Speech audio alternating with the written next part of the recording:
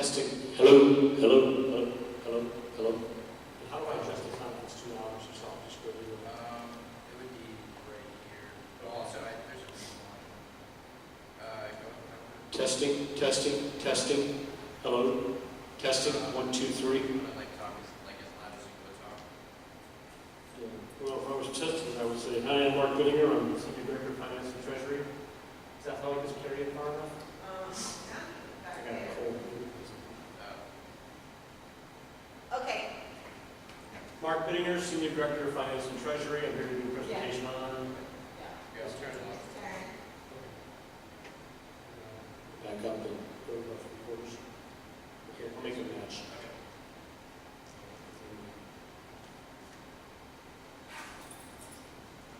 And then I'll come back over at around 8:30 or maybe after that. Okay. Yep.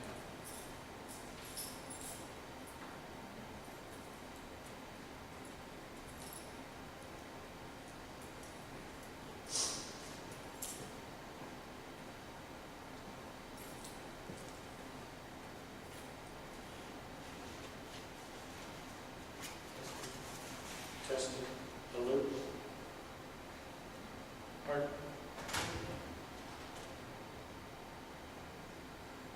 So how'd you hug your recording today? If you haven't hit the back end last time. Still out. 8 months now. Well, some companies fired them. They wrote several federal state laws and that. So we have a lawsuit that's happening. We have a case against that start. Workman's comp. The first neurosurgeon we saw said they didn't see me to do surgery, but then the orthosurgeon who's been overseeing him, tried these shots in his back, which caused more symptoms worse, so we continued to stop. He did physical therapy, medicine, so the orthosurgeon was like, this is how you're going to do this. We did not accept that, so he said, we'll take our second opinion, neurosurgeon, thank you very much. So they found there's someone in Tampa that we'll see next Tuesday, the spine specialist to see in, This is no car accident? yeah, this is from the bus, hitting on national bus, car rental bus, hitting them in Raleigh Airport. Which that lawsuit starts after all that. What's that? Because they need all of your medical to put into the lawsuit. And then I started. You can teach this, Ben. He's in my Yeah. class, by the way, and stuff. Have you seen this presentation before? Yeah. Well, it's the one I use in class. No. Maybe it'd be a refresher for you for the wisdom. Yeah.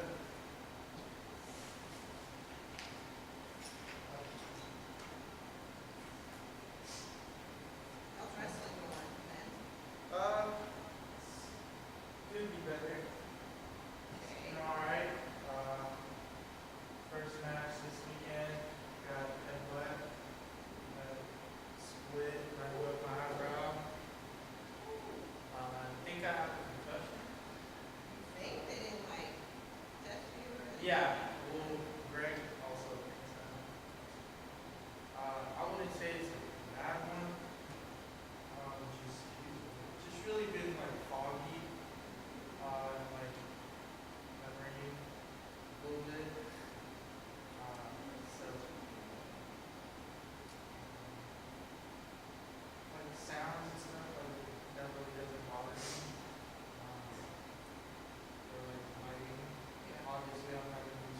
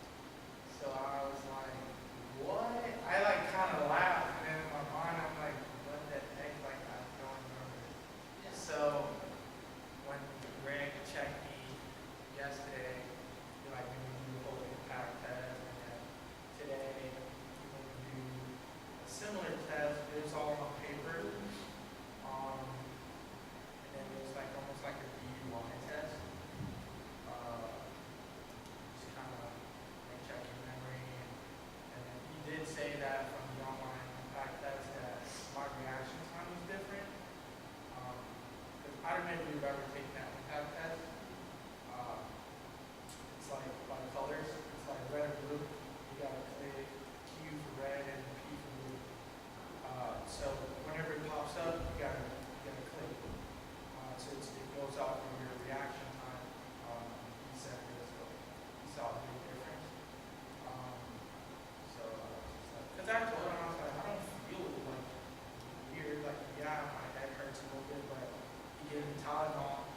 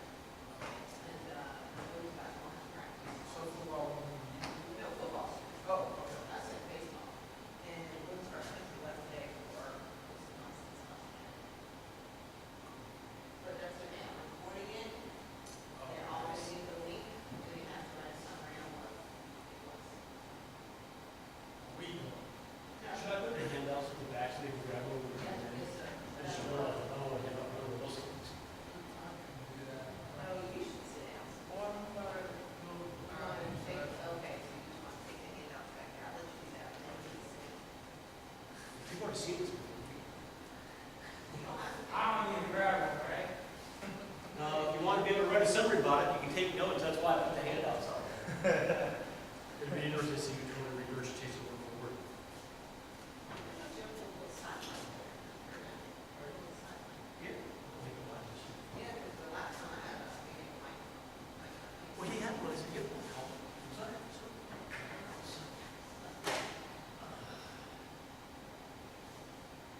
This is my last one, I come in next quarter of the semester. And next semester, I have quite a bit. That I have a program day, several former athletes, talk to them, set up this panel, like 5 or 6 here. Want them to talk for everything that we all are, Oh, wow. great, just talk about real life. Finances, relationships, if they have faith, that. So I've got a couple, like my pastor, former presidents, who were, when they're playing the Super Bowl back in the 90s. And then there's a couple other art mom, who probably wasn't pregnant. Yeah, Tim Johnson and then Fred Stokes, all of those. So they're Tim, my pastor's definitely, he's the one I based the date on, and then Anthony Parker, that too. He came to a parade with them once before, but he didn't check his schedule to see me. Baseball, I reached out to a friend who is, he's coaching seniors. See, if he's playing.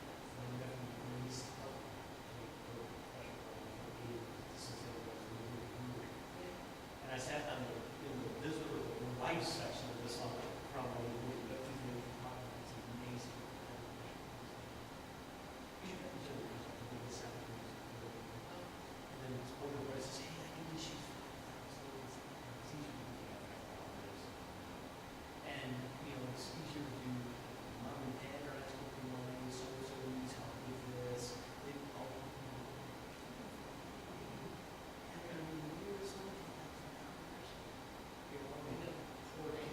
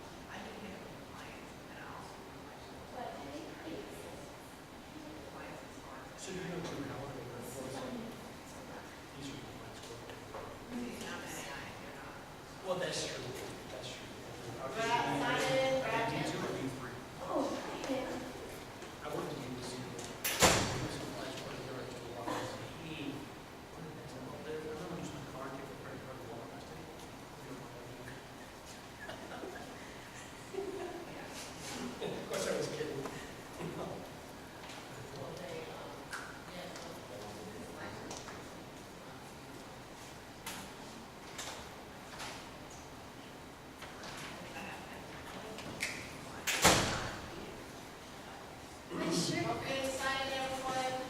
Quiet. Sign it, keep right in the front. The whole height.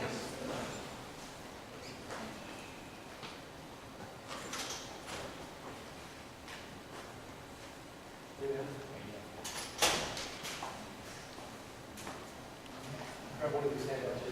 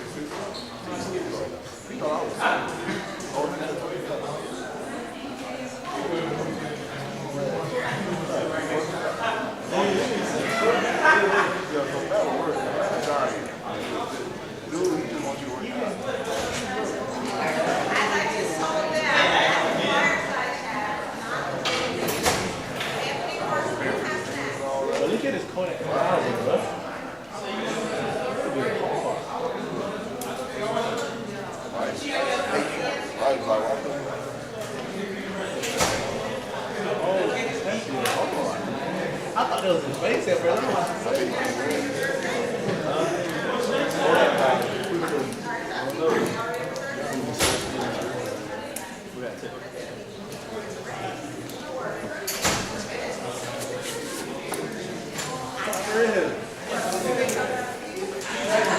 More like you.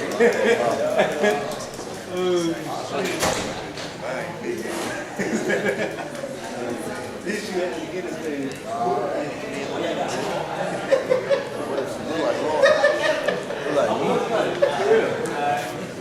Oh, bro. What are the?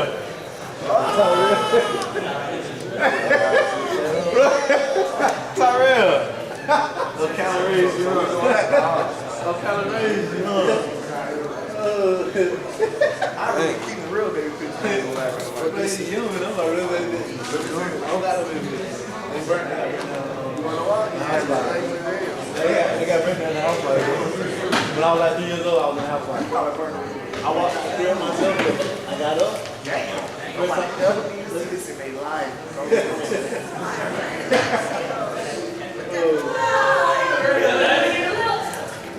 Bling, bling.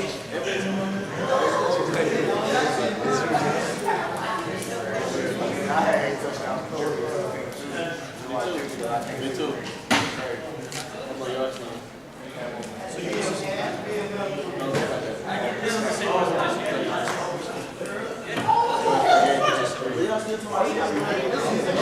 Longest touchdown was 5 yards.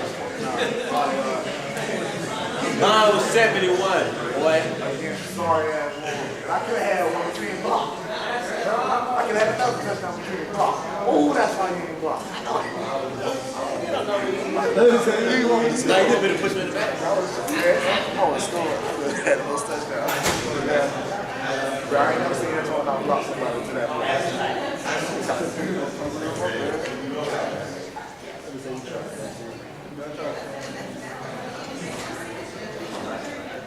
You know what?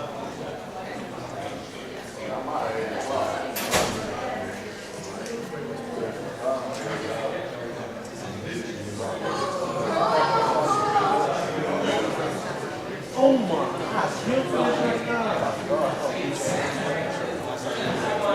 No. They just made me mad, bro. Oh no, this is yours. Alright, we got a kitchen, but That's some real soul food. She put mayonnaise in everything. that's mayonnaise. That's mayonnaise. That was so bad. Oh, you don't know. But she was the lava beans, she put mayo in it.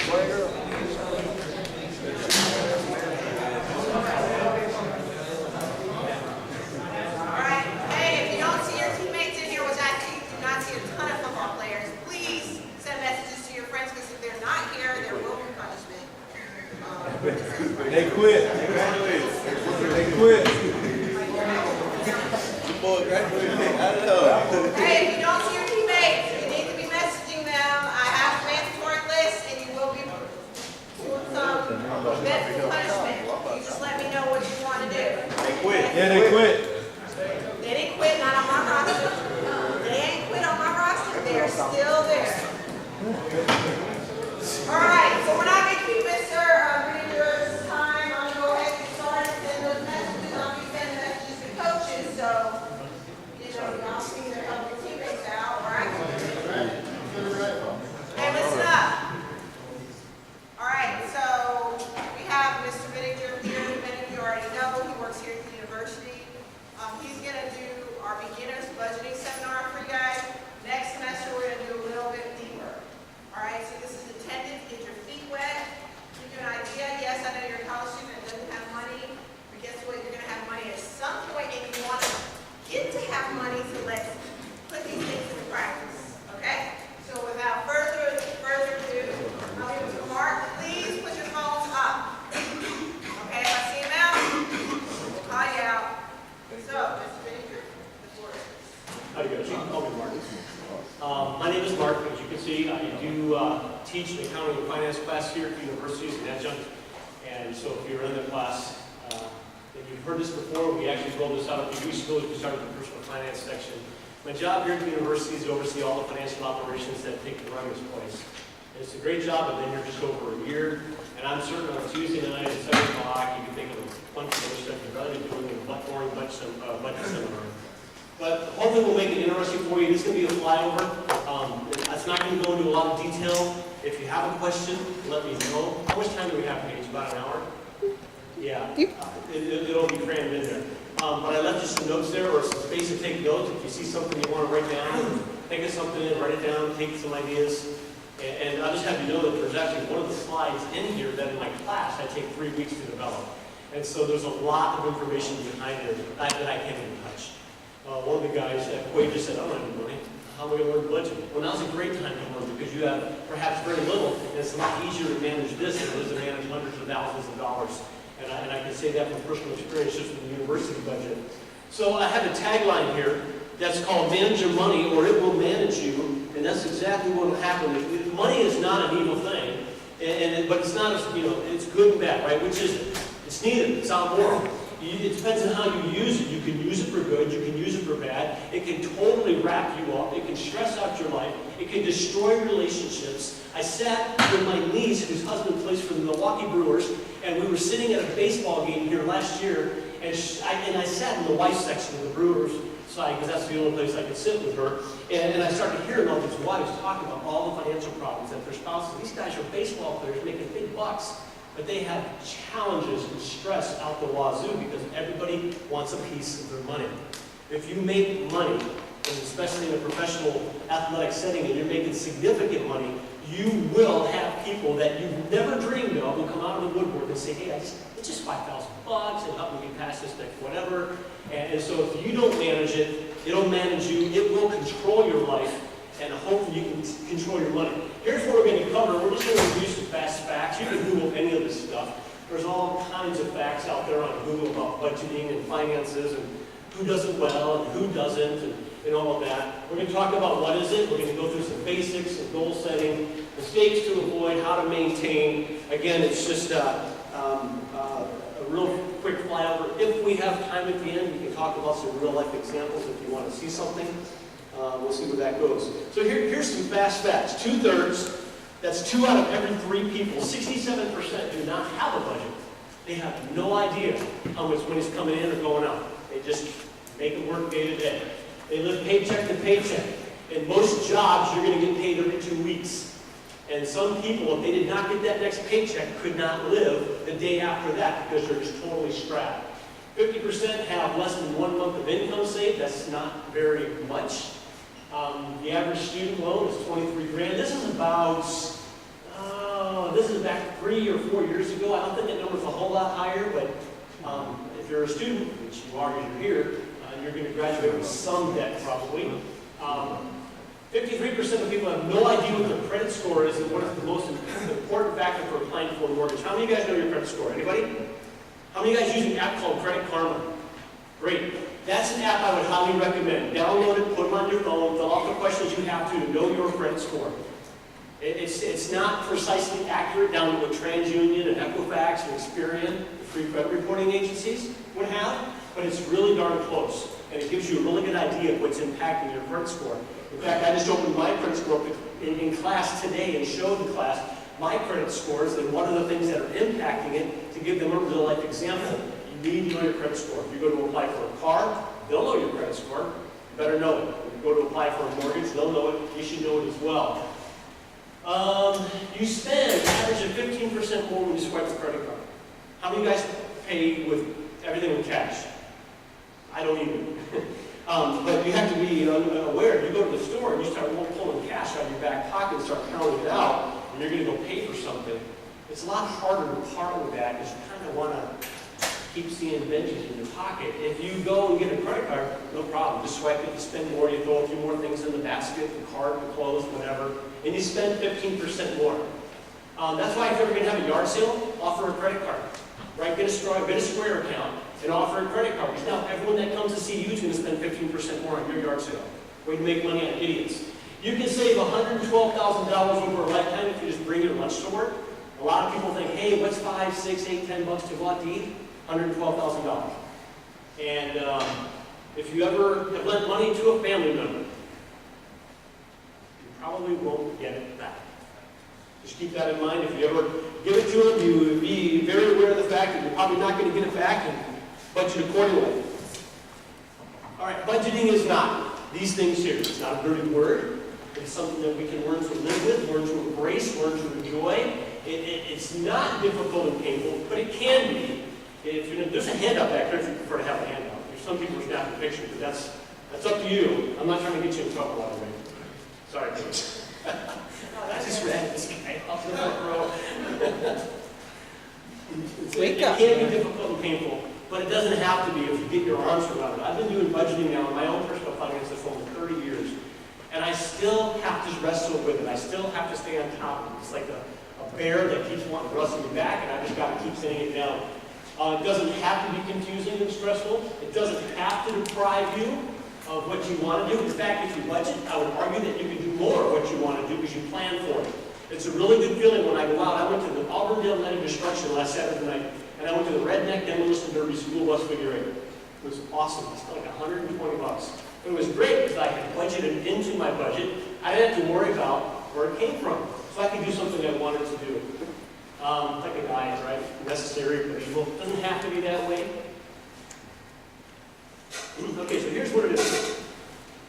How many of you guys, you have maps on your phone, how many of you guys like to get out a paper map and unfold people look at the paper map? I love that. I don't know why. I have maps in my office. I got a map of Victoria State of Michigan, where I'm born and raised. I've got a map of Lakeland. I just like maps. Well, the map does exactly, it's a road map. When you have an idea of where you want to go on a trip, perhaps you're the one that sits down and maps out, I'm going to stop here, I'm going to do this, I want to see this attraction, I'm going to take this highway, and then you're cruising along, and an obstacle comes up. Well, now the Google Maps on the phone redirects you, but it's the same idea. A road map gets you from point A to point B. It may not be the most direct route. You may have a turn somewhere that you weren't expecting, an obstacle, an accident, a road closure. But the road map gets you back on track quickly. And that's what a budget can do for you. You will always have things in your budget that will screw it up. Always. You're planning, you're cooking along, it's going great for a couple months. Something happens to the car, now you got a big car expense you got to deal with. Just that's okay, you get back on track. A budgeting will give you a peace of mind. And you can see these other things it does here. Personal financial planning.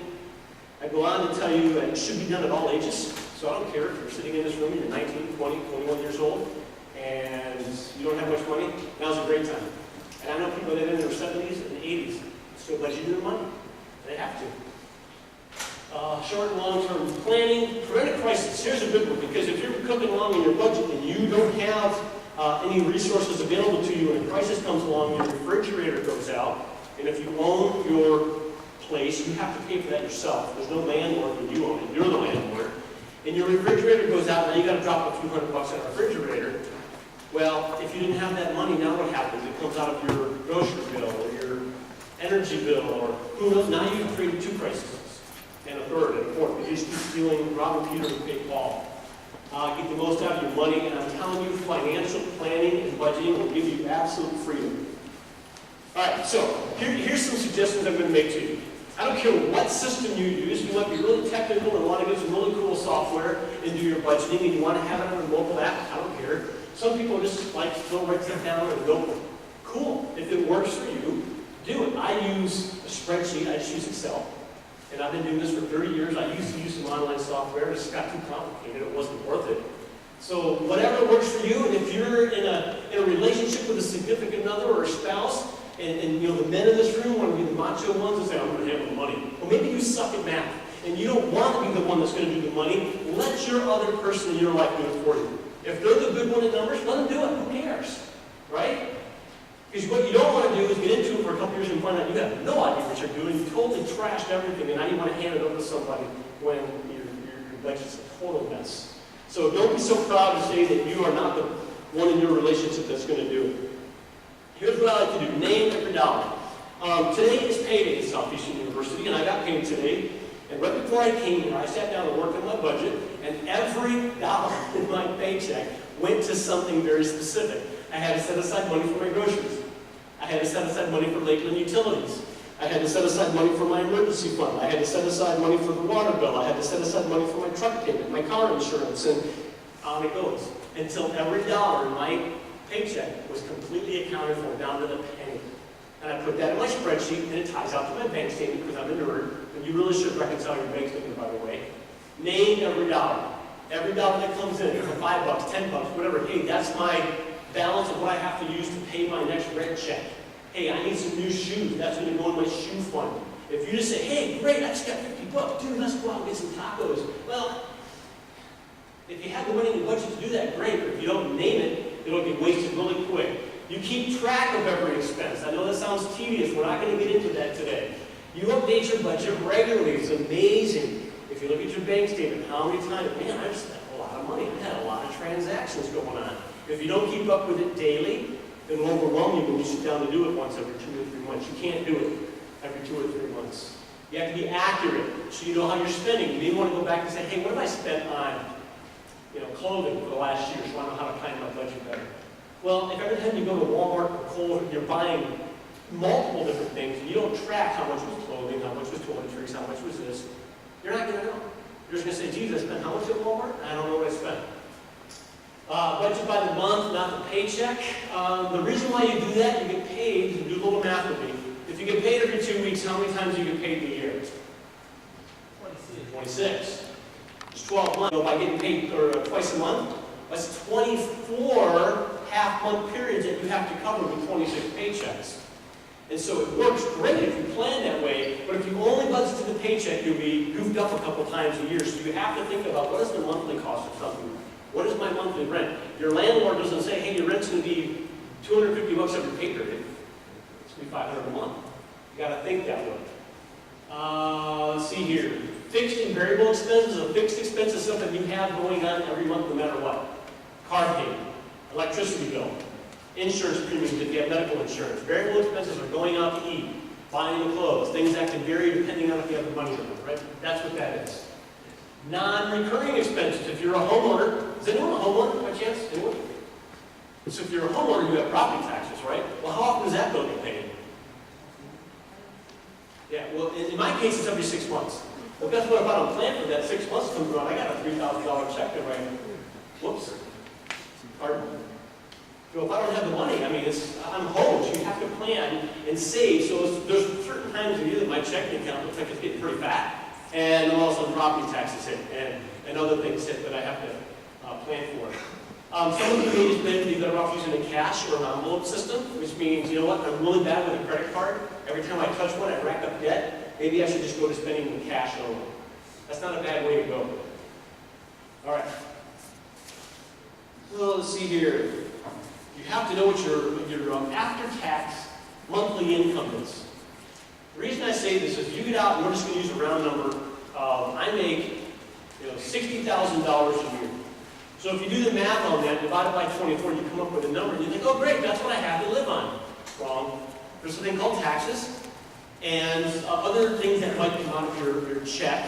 Perhaps you have insurance premiums that you pay to your employer, they deduct that right from your check. On average, most people from gross pay, $60,000, to net pay, take-home pay, is about a 30% difference. It could be 18%, maybe somewhat less, maybe more. But if you're budgeting on $60,000 and you're only going to bring it home 48, you'll have a problem day one. You have to know what your taxes are. You have to know what your net pay is. If you have to spend on needs versus wants, that's a no-brainer. We're going to talk about that in a minute. If that's the particular slide, I spent about 3 weeks giving it to you, really. Basically, 3 weeks to talk about that. Well, yeah, because we talk about transportation and auto financing and home mortgages and credit card usage and all of that stuff that comes with that. Spend less than you make. Double. The university doesn't do that. I can't spend more money than we take in. Leave room for the fun things. We talked about that. Oh, electronic banking. How many guys, you all have a mobile phone now. When I first started doing the seminar, not everyone did. And mobile banking is great. You can look at your bank balances. You can just verify if there's a charge that comes through that perhaps you didn't do, and you can keep up with it. And with electronic banking, you can set up payments that come out of your checking account automatically and pay certain bills so you never miss them. Because if you start missing bills, you start getting late payments, and that further exasperates your budget. Because you're not planning on a $35 or $40 late fee on 3 or 4 different things. Oh, let's see here, moving right along. Here's an example of your net pay. Somebody who makes $74,000 a year, and they get paid every 15 days. So it's not every 2 weeks, it's every 15 days. So instead of 26 times, they get paid 24. Very possible you will work for a company that does that. So you can see you're taking home $3,083 every 15 days. But if you have taxes and health insurance and you contribute to a 401k, which is a retirement or long-term investment account, your net pay is now $2,300, so 25% of your pay is gone. And if you're budgeting on $3,083 and you only bring home $2,305, that's a huge difference to make up. So that's just a little example to show you that you have to be aware of it. Here's some needs versus wants. Every one of you have a need for food. Every one of you have a need for shelter and transportation and clothes. But the wants would be, hey, I want to go out to eat more often.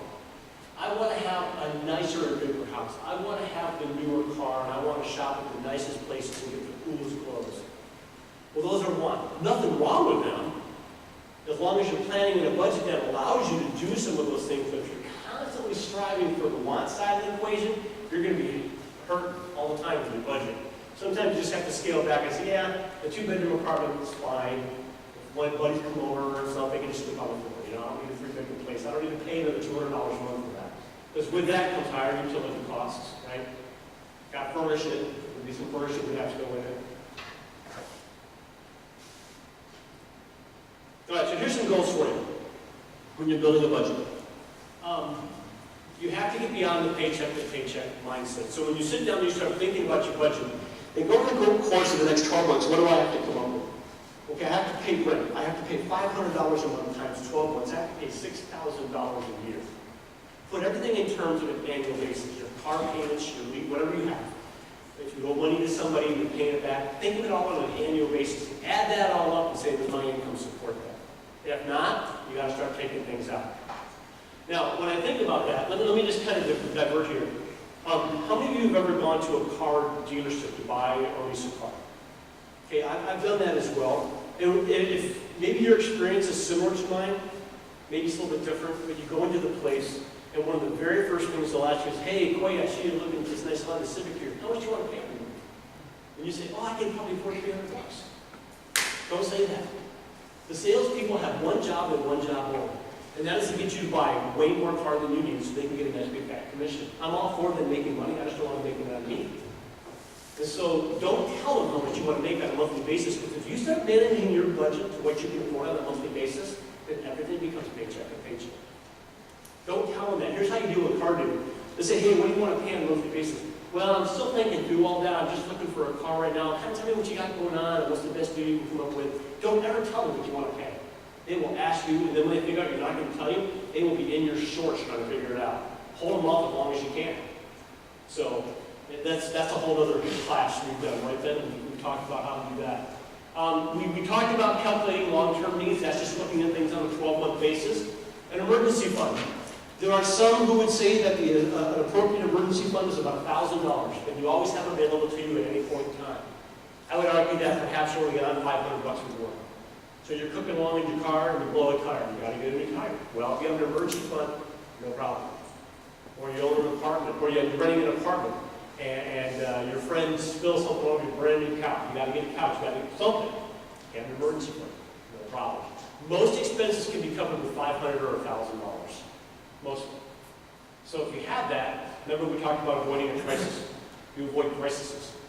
Now you don't have to go rob Peter to pay Paul or call Mom to borrow money. You can pay for it yourself.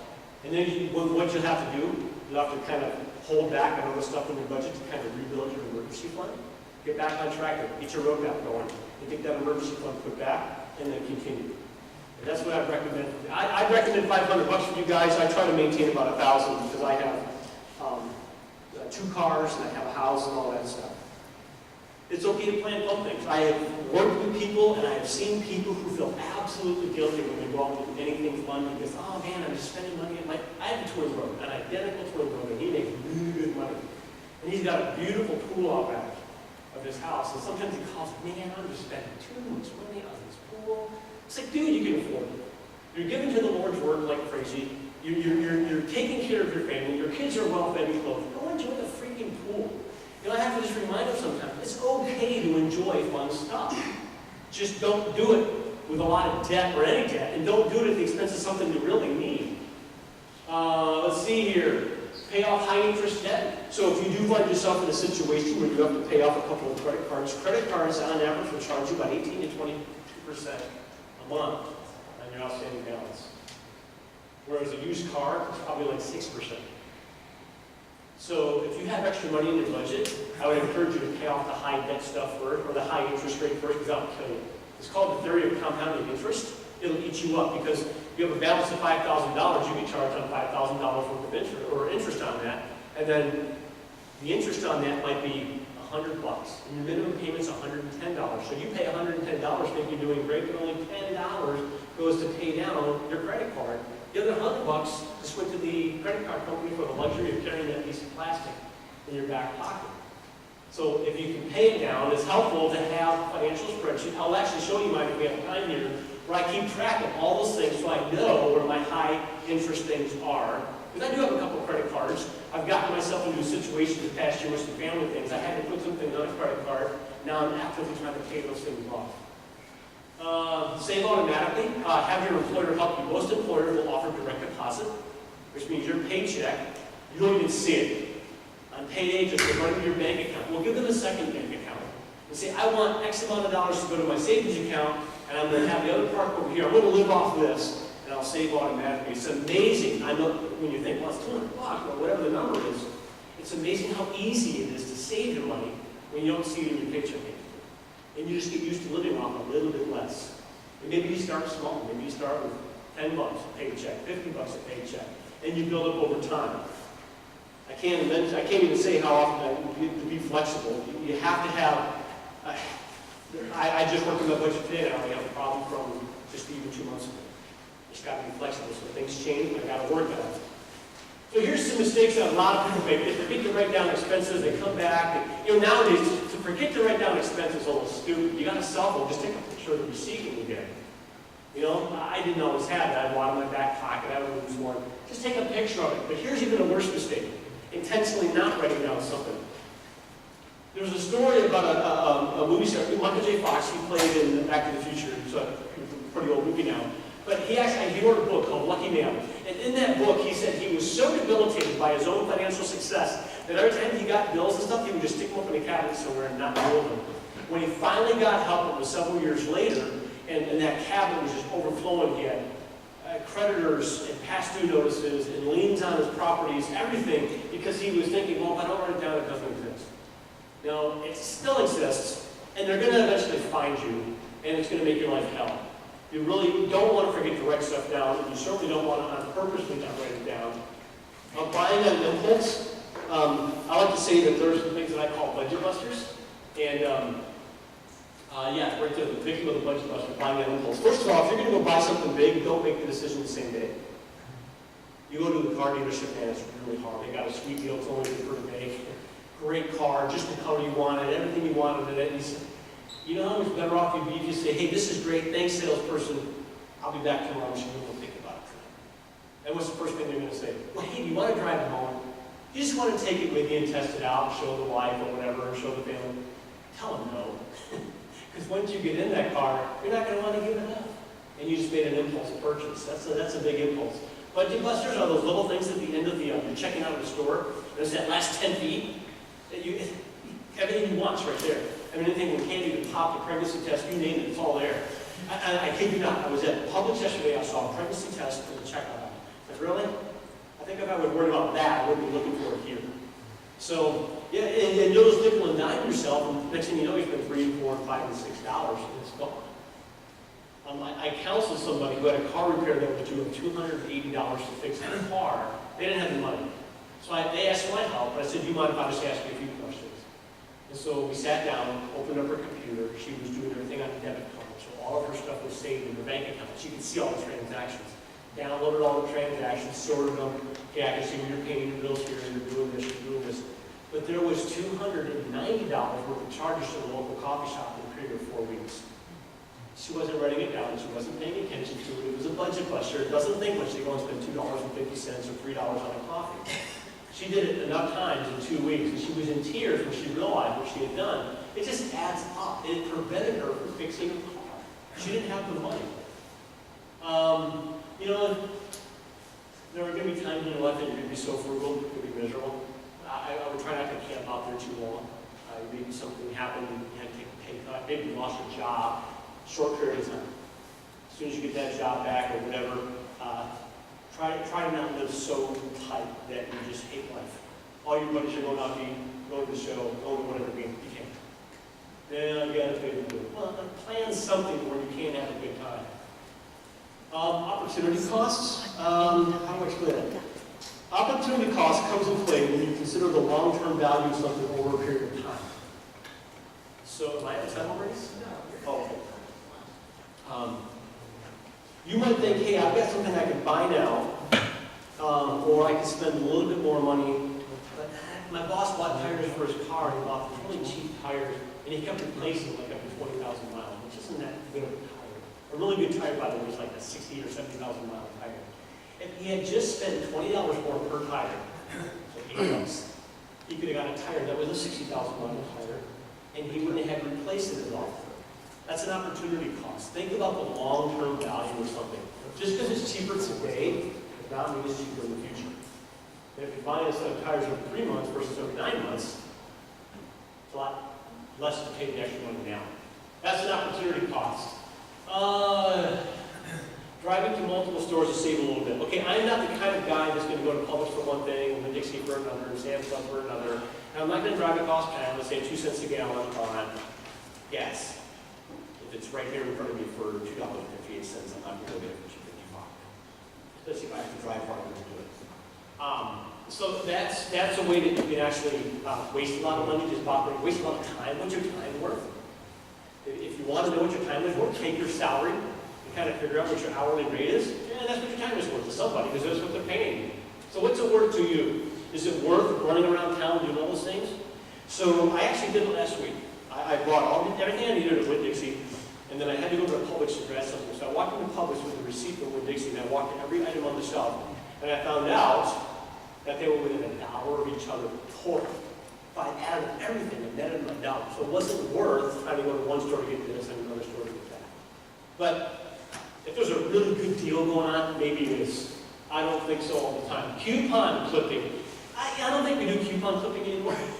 I don't think we're getting the Sunday papers before we're scissors and cutting out coupons. We have Retail Me Now, right? We have apps on our phone. But there's an advantage to looking at coupons and seeing if there's a good deal. I had a former boss, his wife, she did not work full time. Her entire job in her realm of her life was finding deals online. And it worked out. Every year they saved about $30,000 a year on all the stuff they did. So for her, it was a great part-time job. I would go nuts. I don't have that kind of time. Maybe you do, and you find it exhilarating and fun and stuff. There's some pros and cons to it. It takes time, but it does pay off if you want to spend the time on it. All right, so maintaining your budget. There's a lot of life circumstances that'll come along that cause you to rethink, re-maintain, reforecast, redo whatever on your budget. You get a raise.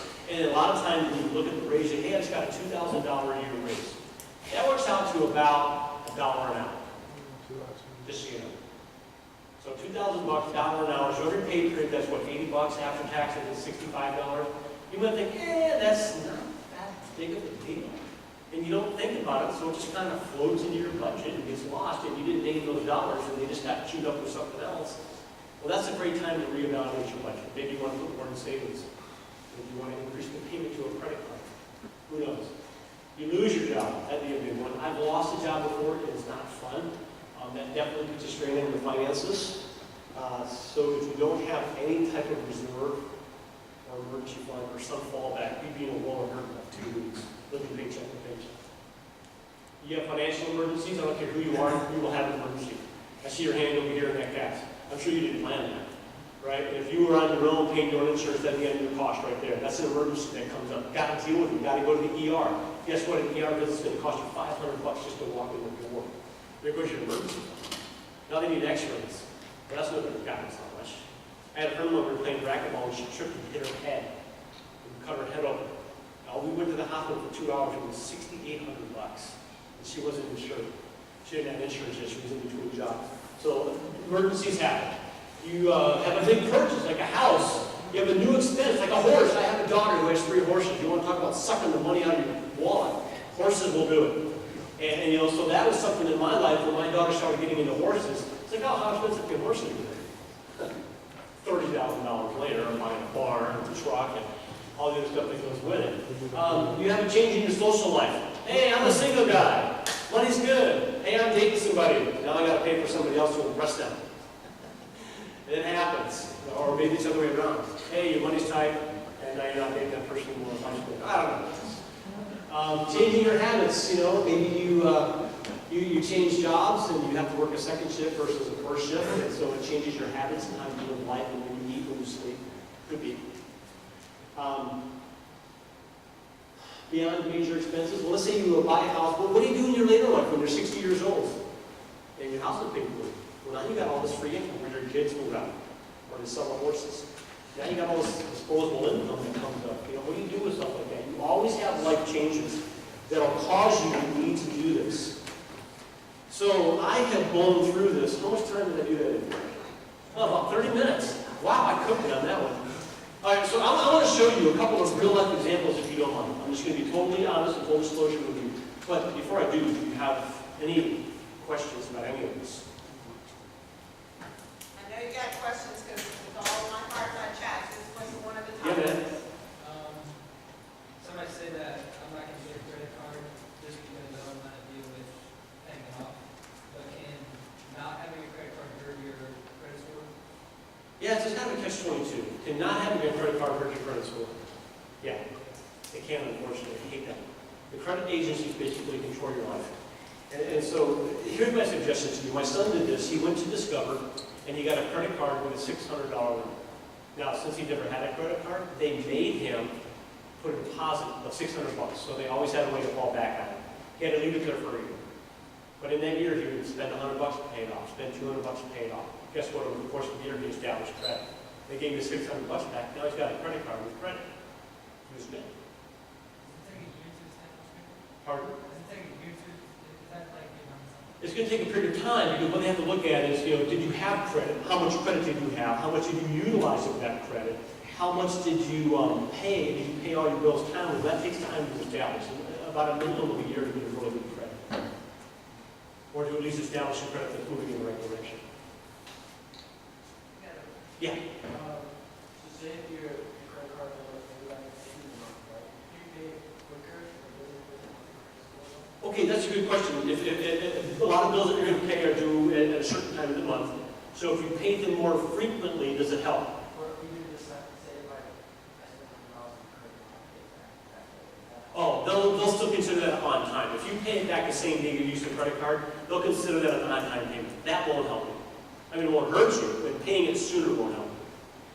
So I see what you're saying, though. In some cases, though, if you have a home mortgage, and instead of paying once a month, you pay every 15 days, you're paying down the principal quicker. And so you can actually take about 2 or 3 years off the end of your loan by doing it. You're paying the same money. You're just dividing it in half and paying it sooner. Yeah, man. Timetable on rebuilding credit. Well, I'll give you a really good example. I'll show you mine in just a minute. So credit score. Does anyone know what a really good credit score is? Like about 800, right? Yeah. Well, 850 is the highest. I've never seen anyone with 850. I've seen people with 800. I used to have an 805 credit score, which was exceptional. And then I went through some life circumstances in the past year, and I'll show you my credit score now. And it's going to take me a long time to go out of that. Now, want to show it to you now? Would that help? Yeah. Let's just wait. All right, bear with me 1 second here while I pull it up. Now, this is full disclosure, folks. I'm not pulling up someone else's credit score. This is mine. And I'm not pleased with it right now, but it's a real world. It's what happens when things happen and you're not prepared for certain life circumstances. Okay, so Credit Karma, I've already set my profile. I monitor. Remember, 850 is a perfect score. 720 and higher is good. What's your twin brother's credit score? Huh? What's your twin brother's credit score? Your twin brother, what's his credit score? Oh, I have no idea. I could talk trash if I wanted to. All right, there's mine right there. I have TransUnion on the left, and I have Equifax on the right. And the last time when I checked this, my credit score on the right has dropped 32 points. Every time you check it, it goes up. Pardon me?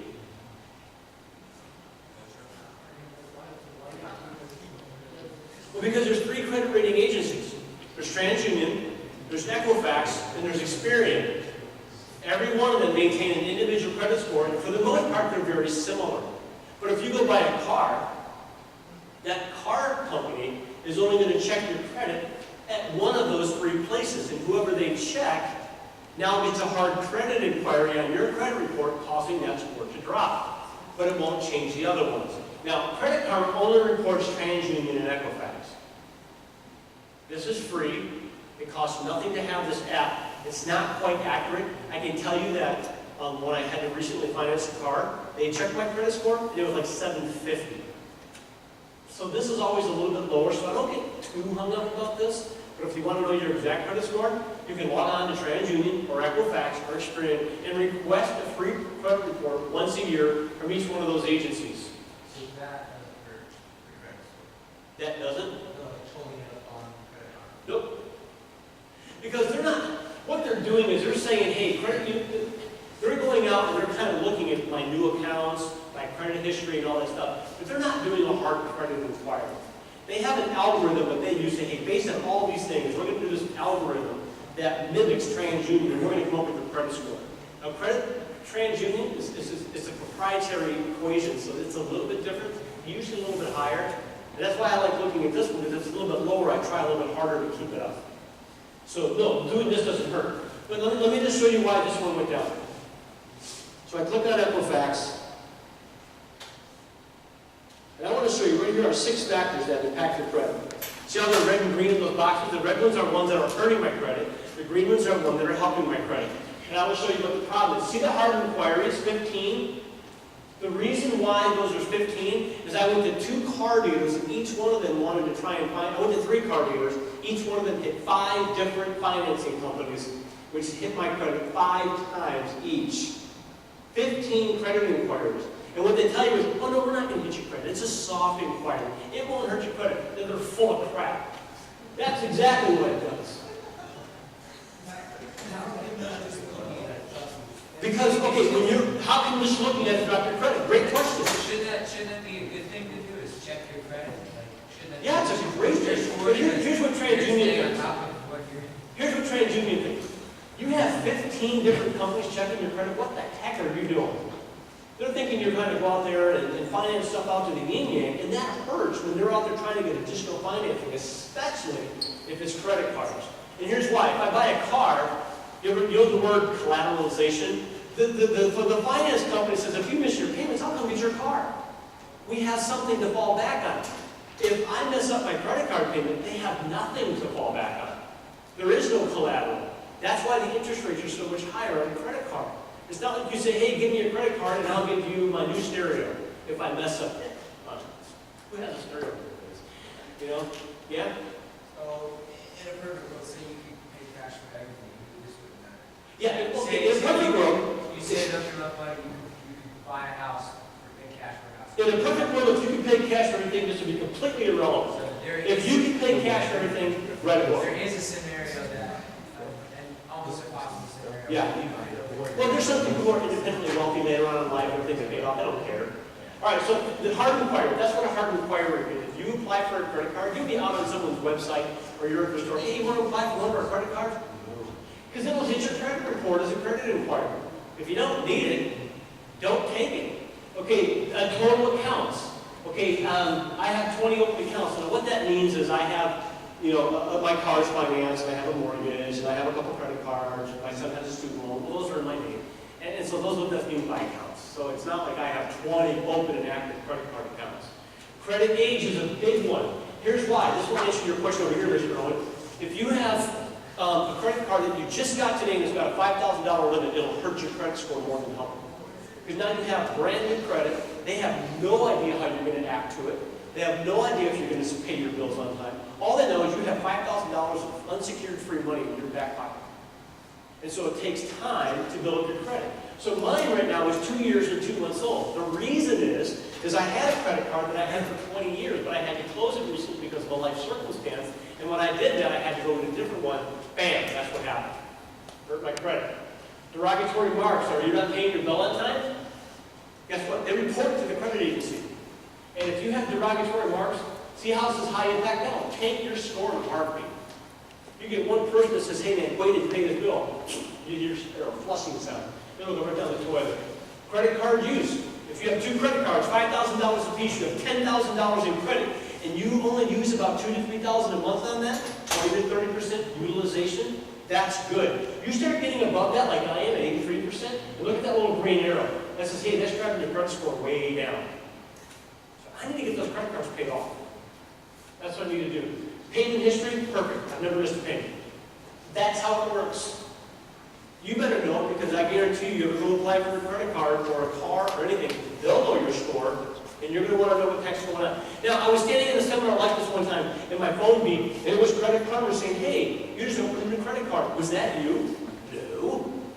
So Credit Karma told me, before anyone else did, that I had a new credit card that was doing a hard requirement. I could go cancel the card right away, defend it, get it off my credit score before it caused a problem. Well, if you're not checking your credit score, you don't know. I made my class go download the credit app and put it on the phone and see, does this look right? I mean, you don't know who's been using your name. I had my identity stolen 3 times in an 8-week period back in 2016. I guarantee you, everyone in the room, your credit's been stolen, your identity. It just hasn't been used yet. Or maybe it's been, it's in somebody's hands. You hear about these security breaches all over the place. Millions and millions of people annually are impacted by this. You may be one of them. Check your credit score. I mentioned before that you can get a hold of the credit agencies directly by just going online to if you just type in 3 credit reporting agencies, bam, you get it right there in your Google feed. Contact them via email. Get your credit score. You can get it 1 time a year for free. So if you don't want to do this, get it 1 time a year. What you do is you do one different one every 4 months. So you get TransUnion, and then you wait 4 months, then you get Equifax, and you wait 4 months, then you get Experian, and you've gotten 3 different credit reports in 1 year, but each one of them is only annual because you do it every 4 months. So that's how you can get it for free. So if I look out at the 721, you'll see it's got the same things. It's just somehow impacting. Look at that, I've only got 16 accounts here instead of 20. Because I have some closed accounts that Equifax is still reporting. But they're very similar from there. Look at the hard requirements on this one. Because when I went to buy those cars, I had what I call a hard credit freeze on my TransUnion report, meaning I froze it. Nobody could check my credit score without my authorization. Nobody. And that's like I locked the door. And you can do that. You just get a hold of each agency and say, I want to freeze my credit. They'll do it. Not freeze your credit. Freeze your credit availability. And so what happened is those car companies tried knocking on the door to TransUnion, couldn't get in. They knocked on the door to Equifax, but I didn't have it frozen. It hit me 15 times. That's the difference. So now, if I focus, okay, what's my one thing on here that's the highest impact? Credit card use that I have a red box. If I can just pay down those credit cards over the course of the next 6 or 8 months, by this time next year, my credit score here will be back up in the 750 range. Because that's the one thing that's impacting me the most in the day. Make sense? All right, let me show you something else I do. Any questions so far? Yeah, man.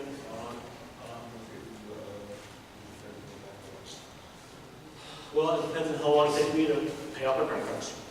So right now, the budget plan I have, we'll pay them off by this time next year.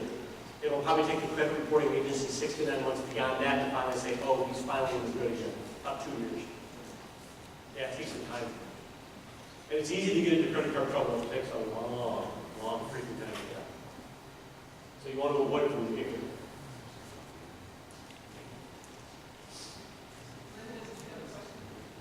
Who else? I'm sorry. Do credit repair. Okay, here's how a credit repair company works. You've heard of those, or you've heard of LifeLock, the credit free monitoring company. You can pay LifeLock $99 a year if you want to, and they'll monitor it for you. Or you can do it yourself for free. Now, here's how the credit repair works. If you have really poor credit, what they'll try to do is help you consolidate loans to get a lower interest rate and help improve some of those factors. Maybe they get you something that's got to do with where you're doing a better credit card utilization. Maybe if there's some hard credit requires, they might go to bat for you to see if they can help get those things. Do they work? Yeah, you're going to pay a fee. So if you're diligent, do it yourself. They're not going to get your credit score fixed any faster. They just might be the hand-hold if you need to get something done. But they're going to do it for a fee. They will charge you. Yeah, my husband and I, we used to play some offers to help our credit when we wanted to get a house.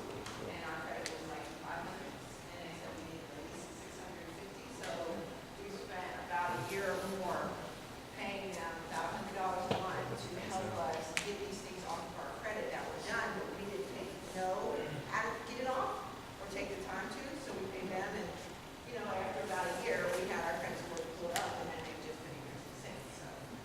So they can't be helped. It's got to be perfect. Okay, what I have here in front of you is my Excel spreadsheet that I use. You're going to see my personal finances.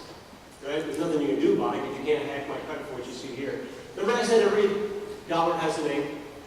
So you can see there in columns B, I have a name for something. And in columns C and E are my 2 bank accounts I have right now. And I have money sitting in there. And guess what? I have a personal loan that I maintain through my homeowner's equity insurance. It costs me just under $300 a month. Well, when I just got paid, look, I set aside $146.23 in that name, those dollars. Got to pay that bill when it comes due. So I set it aside. So when I look down here at all my different bills that I've got money set aside, in all these different accounts, my phone bill, my car insurance, my car payments, my medical, my emergency fund. I right now in my checking accounts, right now, if I went and looked at U.S. Bank and Wells Fargo, I have $4,770. How many of you guys want $4,770? Yeah. But every one of these dollars are named. I can't go spend $4,700 because I wouldn't be able to pay my other bills. And then on the bottom of the screen, I have my different checking accounts where I maintain everything. And I put right in there what I do and how I spend it. I'm not going to linger too long on these, but here's the same buckets across the top. Those flow to the next page. I have a debt snowball where I'm paying down debt over time. You ever heard of a debt snowball?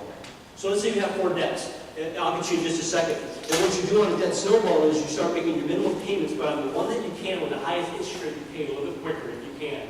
Get it paid off. And then you keep taking that same money and now apply it to the other 3. Or to just one of them with a higher debt. And then when that was paid off, now you take the money from those 2 and apply it to the last 2, and then all the way done, you just get the snowball going. And my debt snowball lasts about 18 months right now. What's your question? Is that updated automatically with your next? No, I gotta do it manually. Yeah. Did you set up all those worksheets, or can you pay to have it download the system to where? So I'm a complete. There's a bunch of formulas, obviously, you have that go into that, and maybe somebody that's not Excel savvy can create all of those spreadsheets. And then to access like a spreadsheet, like a system like that, if search them, I'm sure there's some free templates, you got to modify them, meet your budget category. My sons use something like this, but it's way more simple. Remember, I've been in accounting for 30 years. I'm a nerd when it comes to Excel. I do data analytics out the wazoo, so this is nothing, but I have all my stuff out here, and here's why. I told you I have an identical twin brother, and you always should have someone in your life that anything happens to you, they know who to get a hold of. They know what bills you're taking care of. If you have a life insurance policy, who to contact. That's my twin brother to me. And all that information is found in these spreadsheets.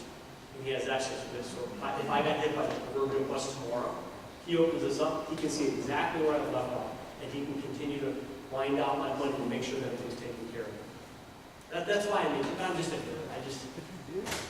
I track all that. I mean, I have a bill payment schedule, my retirement plans, and all that stuff. So, any other questions? You want to really show us a class about the Excel spreadsheet. You purchase a home, and I ask people to just type it in the calculation all through. Well, I could, but this budget seminar is the high-level one. And when we meet again in the spring, I'm going to start peeling apart that needs versus wants slide. We're going to get into what does home ownership look like? What do you have to know? What does car leasing and buying look like? What are the differences? And I'll show them that amortization schedule then. I don't want to get into it too deep now, because that'll be the whole other hour. Now, if you think like, and what we think it was like, if you think, seeing his spreadsheet was like overwhelming, no, I could never do that. Look, just start real simple. I mean, Yeah. mine is, and my husband, ours is very simple, but I'm a paper person. I keep it with me all the time, and I write everything down. So it's a little bit different, not as detailed, but if I had my husband do it, his would be like yours. Yeah. Excel formulas, I have to watch them like it's too much. I just need simplicity. So it's whatever works for you, and just truly being honest, when you are in a relationship where you do want to be married, or you stay single, knowing who handles the money better. Okay? Because if you ask my relationship, it's me. I let my husband take it one time, and next thing I couldn't take it. I said, I'll take it back. I got this. He has access to everything, but I'm the one that tracks the numbers. Right. You do all the detail I work. do all the detail work. Right. So just know, don't feel overwhelmed with what you see, but you can start out small, simplistic, and build up. It's okay. I want to say something here that's going to sound very unorthodox, but whoever controls, if you're married, whoever controls the money, whoever controls the checkbook, controls the marriage. And I don't want to be mean about that, but if you are the one that is the numbers person, and you're writing it all down, you have to communicate with the other person. Sit down once a week, show them, hey, I've recorded everything, here's where we're at, here's what's going on, here's how it changes the budget. Let them know what's going on. And if you start to withhold that information, there's a bigger problem. Or if it's the other way around and they're withholding it from you, there's a problem. People get divorced for one of three reasons: money, sex, and in-laws. Take your pick. And hopefully it never happens to anyone. I've been through divorce. It was the most painful thing in my life I've ever been through. And I hope you never have to go through it. And you can avoid a lot if you have control of your money. What was your question, Dan? Do you teach a whole class on this? I do. What's it called? It is called, it's BUSI 1013. It is Introduction to Accounting and Finance for non-business majors. I offered it this fall for the first time. We're hoping to try and squeeze it into this spring as well, but we're not sure if we can get into the schedule. And then next year it'll be every fall and spring. And it's real high level. You can ask Ben. We do get into some accounting things, but it's simple stuff. It's not getting into the weeds. And then we get into personal finance. And then we actually equate personal finance back to the accounting principles to show you they're related.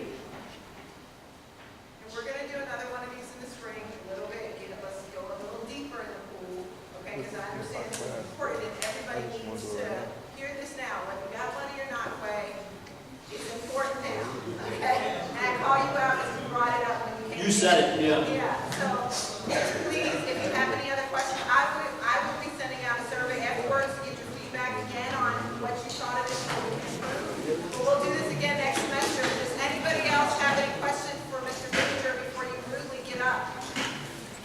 Or you can come see me up when I'll be here for a few minutes. Yes. So otherwise, we're good. Thank you all for coming. Y'all have a great day. Yeah, you all camera.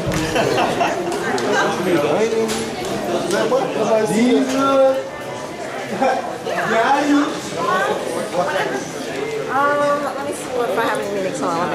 Let me.